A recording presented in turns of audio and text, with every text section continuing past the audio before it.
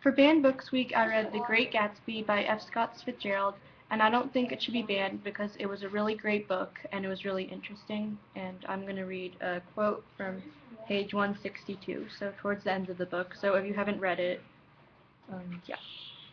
No telephone message arrived, but the butler went without his sleep and waited for it until 4 o'clock, until long after there was anyone to give it to if it came. I have an idea that Gatsby himself didn't believe it would come, and perhaps he no longer cared. If that was true, he must have felt that he had lost the old warm world, paid a high price for living too long with a single dream. He must have looked up at an unfamiliar sky through frightening leaves, and shivered as he found what a grotesque thing a rose is, and how raw the sunlight was upon the scarcely created grass. A new world, material without being real, where poor ghosts, breathing dreams like air, drifted virtuously about, like that ashen, fantastic figure gliding toward him through the amorphous trees. The chauffeur, he was one of Walsham's prodigies, heard the shots. Afterward he could only say that he hadn't thought anything much about them.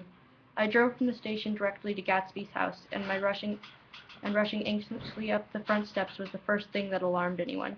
But they knew then, I firmly believe. With scarcely a word said, four of us, the chauffeur, the butler, the gardener, and I, hurried down to the pool.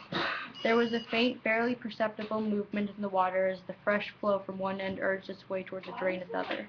With the ripples that were hardly the shadows of waves, the laden mattress moved irregularly down the pool. A small gust of wind that scarcely corrugated the surface was enough to disturb its accidental course with its accidental burden. The touch of cluster of leaves revolved it slowly, tracing, like the leg of a transit, a thin red circle in the water. It was after we started with Gatsby towards the house that the gardener saw Wilson's body a little way off in the grass, and the holocaust was complete.